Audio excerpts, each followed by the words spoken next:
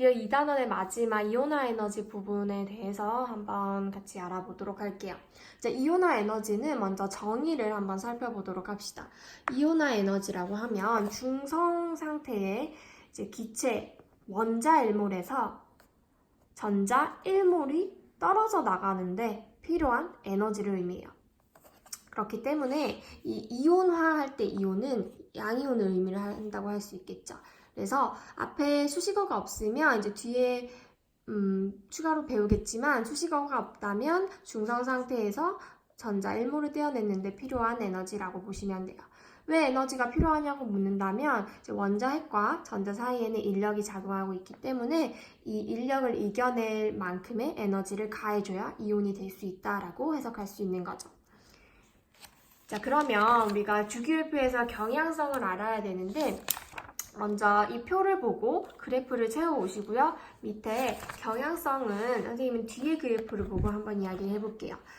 자, 수소와 헬륨 1주기에서 경향성은 원자 번호가 커질수록 이온화 에너지가 커지고요. 2주기 리튬에서 네온까지 대체적으로 증가를 하고 있고요. 3주기에서도 대체적으로 증가를 하고 있어요. 그래서 먼저 위쪽에 보시면 같은 주기에서는요. 원자 번호가 커질수록 이온화 에너지가 대체로 증가합니다. 이유는 뭘까?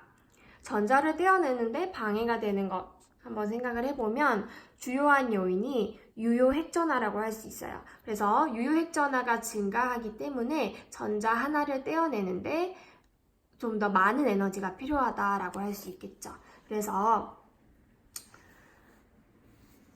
밑에 보시면 같은 주기에서는 원자 번호가 커질수록 유효 핵전화가 증가하기 때문에 대체로 증가할 수밖에 없어요. 그런데 여기서 보면 대체로라는 말을 처음 썼어요. 대체로라는 말을 쓴다는 건 예외가 조금 존재를 한다라는 거죠. 예외 구간을 한번 찾아보면 베릴륨과 붕소, 질소와 산소, 마그네슘과 알루미늄, 그리고 인과 황 부분이에요. 규칙성을 보면 2족과 13족, 그리고 15족과 16족 사이에 순서가 좀 바뀌는 현상이 일어나요. 그래서 그 이유를 간단하게 설명을 해보면요. 2족과 13족 사이에 예외. 2주기를 예로 들어볼게요. 4번 베릴륨과 5번 붕소의 오비탈을 한번 그려봅시다.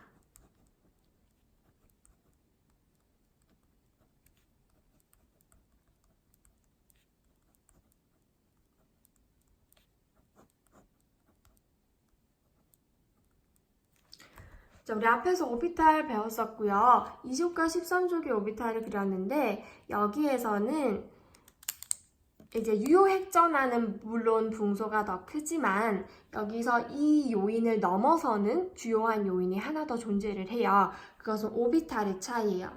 베릴륨 같은 경우에는 ES 오비탈에서 전자 하나를 떼어내는 거고요. 그리고 붕소 같은 경우에는 가장 바깥쪽에 있는 EP에서 전자를 떼어낸다고 할 수 있겠죠. 물론 이 전자를 당기는 유효 핵전화가 크기는 하지만 이것보다 더 중요한 요인은 오비탈의 에너지 준위예요. ES 오비탈이 EP 오비탈보다 에너지 준위가 낮다라고 배웠었죠. 에너지 준위가 낮다라는 것은 내가 더 많은 에너지를 가해야 이 전자가 떨어져 나간다라고 해석을 할 수가 있어요. 그렇기 때문에 더 높은 에너지 준위에 있는 전자를 떼어내기가 훨씬 더 쉽다. 즉 이온화 에너지가 더 작다라고 해석을 할 수가 있는 거예요. 그리고 두 번째, 15족과 16족도 한번 해석을 해볼게요. 15족에 있는 질소와 그다음에 산소를 예를 들어 봅시다.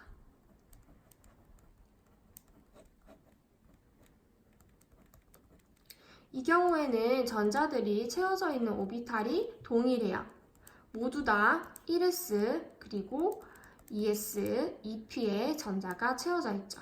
그렇다면 앞에서 얘기했던 오비탈의 에너지 차이로는 설명을 하기가 어렵고요. 유효 핵전화는 산소가 더 커서 전자 하나를 떼어낼 때 이 전자를 떼어내는데 더 에너지가 많이 들 것 같지만 이 요인보다 전자 간의 반발력에 의한 요인이 훨씬 더 커요. 이 경우에는 질소는 홀전자를 떼어내는 거지만 산소는 EP에 있는 전자 4개 중에서 짝을 지은 전자를 떼어내는 거예요. 짝을 지었다는 건 이 전자는 전자 간에 반발력이 존재한다는 거죠. 반발을 하고 있으니까 내가 전자를 떼어내는데 훨씬 더 수월하게 떼어낼 수 있다라고 해석을 할 수가 있는 거죠. 그래서 이렇게 순서가 바뀌게 돼요. 그래서 이 이유는 3주기에서도 마찬가지로 작용을 하고요. 그렇기 때문에 우리가 대체로 증가한다라는 말을 씁니다. 이 구간들을 반드시 알아두셔야 돼요. 자, 그럼 이제 족으로 가볼게요. 자, 족 같은 경우에는 이렇게 1족을 연결을 하고요. 그 다음에 2족은 2족끼리 연결을 해서 보면 같은 족에서는요. 원자 번호가 커질수록 이온화 에너지가 감소하는 경향이 있어요. 지금 위치를 잘 보면 리튬, 나트륨, 칼륨으로 갈수록 약간씩 내려가는 경향이 있죠. 자, 주기에서 항상 생각해야 될 건 그렇죠. 껍질이에요. 껍질이 늘어난다는 건 핵과의 거리가 훨씬 더 멀어진다. 그래서 전자를 떼어내기가 수월해진다라는 거죠. 그래서 밑에 이유를 찾아보면요. 같은 족에서는요. 원자 번호가 커질수록 유핵전화 증가해요. 하지만 그것보다 더 중요한 요인이 전자 껍질 수가 증가하기 때문에 인력이 작아진다라는 거죠. 그래서 확인 문제로 이 밑에 물음 문제의 답 한번 해보시고요. 또 앞에 돌아와서 정리 문제에서도 뒤에서 했던 거를 그대로 그래프 보시고 정리해 오시면 돼요. 자, 마지막으로 이렇게 이온화 에너지라고 부르면 보통 중성에서 전자를 떼어낼 때 필요한 에너지인데 우리가 전자가 하나가 있는 게 아니라 여러 개가 있잖아요. 그래서 원자에서 여러 개의 전자를 떼어낼 때도 이온화 에너지 이름을 붙여주는데 이때는 앞에 숫자를 붙여줘요. 방금 했던 게 1이온화 에너지예요. 그러면 제2 이온화 에너지는 이제 떨어져 나간 양이온, 1가 양이온 상태에서 하나를 더 떼는 데 필요한 에너지인 거예요. 제3 이온화 에너지는 2가 양이온에서 또 하나를 더 떼어내는 데 필요한 에너지인 거예요. 그래서 이렇게 순차적 이온화 에너지라는 값을 우리가 볼 경우가 있는데 이 순차적 이온화 에너지의 특징 두 가지를 꼭 아셔야 합니다. 첫 번째 특징은요. 순차적 이온화 에너지는 N이라고 할게요. N 값이 증가. 그러니까 1, 2, 3 이 값을 N이라고 할게요. N 값이 증가하면 이온화 에너지 값은 항상 예외가 없어요. 증가해요. 그 얘기가 뭐냐면 원자마다 항상 1보다는 2가 크고요. 2보다는 3이 크고요. 3보다는 4가 크고요. 이런 식으로 N값이 증가할수록 이온화 에너지는 항상 증가해요. 이유는 뭐냐면 우리가 전자 수에 따른 유효 핵전화의 차이라고 볼 수 있는데 전자가 위에 있는 그림을 보면 원래 11개가 있었어요. 11개에서 하나를 뗐어. 그 다음에 10개가 남죠. 10개가 남는다는 건 전자 간의 인력이 줄어든다라는 뜻이죠. 전자 간의 인력이 아니라 반발력. 전자 간의 반발력이 줄어든다는 뜻이에요. 전자 간의 반발력이 줄어들면 가려막기 효과가 줄어들고 그렇기 때문에 유효핵 전화가 증가하는 거예요.